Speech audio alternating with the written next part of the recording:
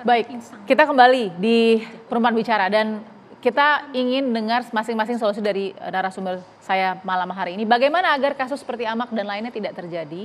Jangan sampai ada viralan dulu, ada viral based law dulu yang kemudian bisa memberikan kepastian hukum walaupun belum ada pengadilan. Ya, saya mau dari Ibu Pungki dulu. Silakan Ibu Pungki.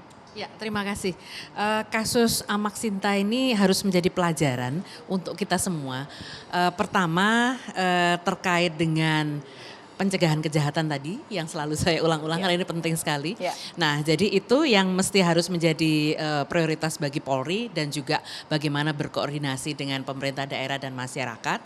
Kemudian yang kedua juga penting saya rasa edukasi kepada publik, kepada masyarakat ketika menghadapi kasus-kasus seperti ini. Artinya misalnya ketika kasus Amak Sinta ini dilaporkan oleh keluarga yang orang yang terbunuh, ini kan polisi tadinya nggak tahu kalau ini pembelaan diri.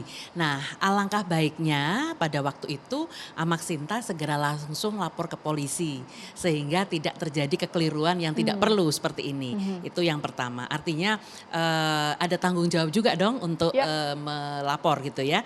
Nah, kemudian terkait dengan bagaimana proses selanjutnya itu perlu pada profesionalitas polisi.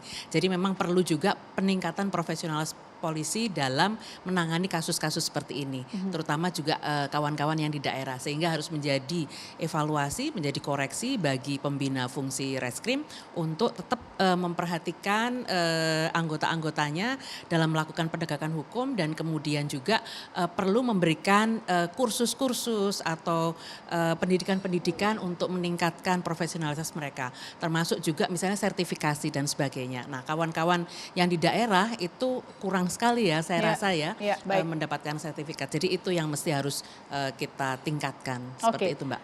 Saya mau dengar dari Mbak Devi. Solusinya seperti apa Mbak Devi agar hal seperti ini tidak terulang lagi? Tunggu viral baru ada kepastian hukum. Ya, artinya masyarakat tentu saja sekarang juga bisa membantu sebuah proses agar bisa diungkap. Satu hal sebenarnya tadi saya sepakat dengan beliau. Artinya kalau ada kejahatan, tugas kita sebagai warga masyarakat adalah jangan lupa, jangan takut untuk melapor. Karena apa?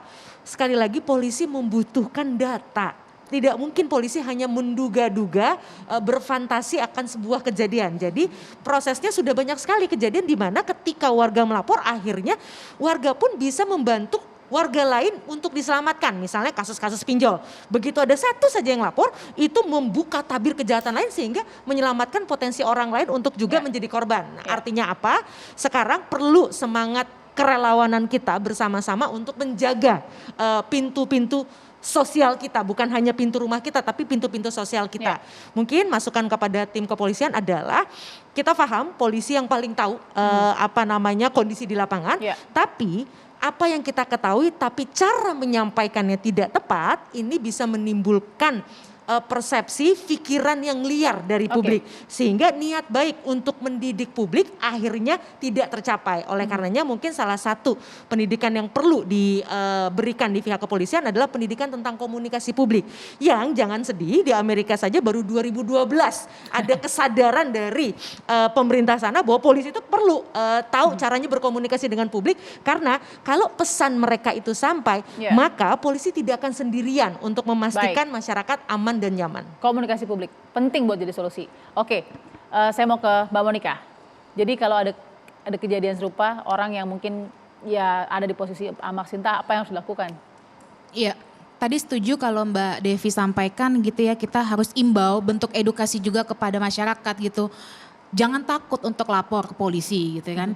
Ini kan meningkatkan rasa kepercayaan masyarakat kepada pelayanan kepolisian, kepada fungsi kepolisian ya Mbak ya. Itu harus kita himbau bahwa dijamin kok perlindungan warga negara itu dengan adanya gitu ya lembaga aparat penegakan hukum. Itu yang pertama. Yang kedua adalah untuk mencegah kasus-kasus seperti ini terjadi juga. Tadi sudah disampaikan oleh Bu Pungki juga terkait dengan profesionalisme aparat kepolisian, terutama mereka yang berhadapan langsung di lapangan dengan fenomena-fenomena kejahatan. Itu saya rasa perlu ditingkatkan ya Mbak ya. Ya kita nggak mengesampingkan juga bahwa memang kemungkinan banyak juga SDM kepolisian gitu ya, petugas-petugas kepolisian yang memang belum mumpuni gitu ya Mbak ya dalam menangani kasus-kasus seperti ini. Sensitivitas mereka seperti apa? Oke.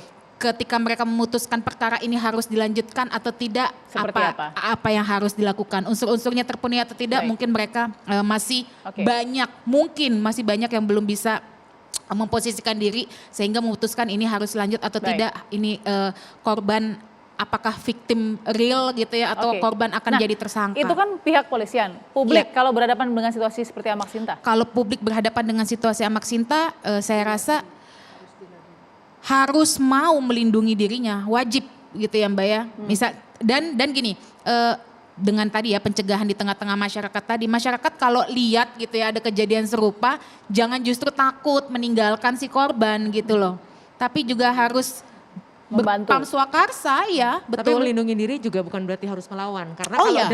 dengan diam itu bisa membuat kita selamat, itu juga pilihan yang baik. Tidak- Tergantung situasinya. Tidak dibenarkan tentunya melakukan penganiayaan, Ya. itu jelas gitu ya. Tapi kewajiban untuk melakukan pembelaan diri, melindungi diri itu ya Tetap wajib. harus melindungi diri. Ya, dengan tetap. cara yang terbaik ya. Ya. Baik.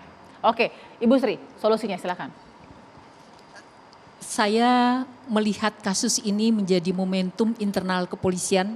Saya yakin sekali ini menjadi tradisi bagi kami. Biasanya hal-hal yang bersifat kasuistis seperti ini akan menjadi sebuah titik acuh untuk mengambil kebijakan secara nasional. Biasanya langsung membuat telegram arahan. Ya. Saya berharap telegram arahannya ini bersifat sangat implementatif, teknik langsung taktik di lapangan, itu yang pertama. Yang kedua terkait dengan pendidikan, memang alokasi, kebetulan saya mantan Kabak Prodiklat, alokasi pendidikan itu sudah disiasati, memang sangat terbatas sekali. Sementara anggota Polri itu sampai di lini terdepan jauh sampai di perbatasan.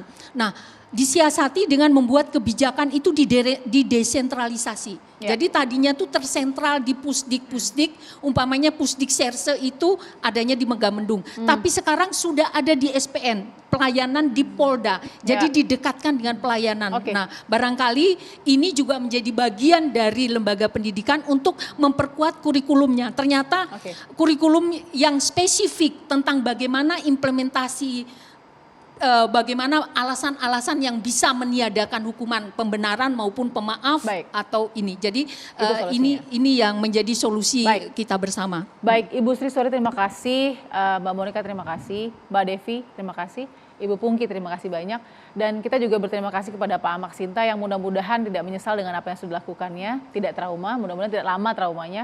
Karena justru mudah-mudahan ini jadi buah manfaat untuk perbaikan justice kita saat ini yang sedang dibutuhkan sekali oleh masyarakat. Kita ketemu lagi di Perempuan Bicara minggu depan. Sehat selalu, sampai jumpa.